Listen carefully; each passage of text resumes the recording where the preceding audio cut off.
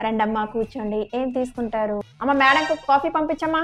కాలేజీలో జాయిన్ చేద్దాం అనుకుంటున్నారా? మీ అమ్మాయి మీకెంతో మాకు కూడా అంతే. మన అమ్మాయి అనుకోండి, మన కాలేజీలో 1 1 2 2 3 3 అని కనిపిస్తాయి కదా, అవి రోల్ నెంబర్స్ కాదు, మన ర్యాంకులు. మన అమ్మాయికి 2 లేదా 1 ర్యాంక్.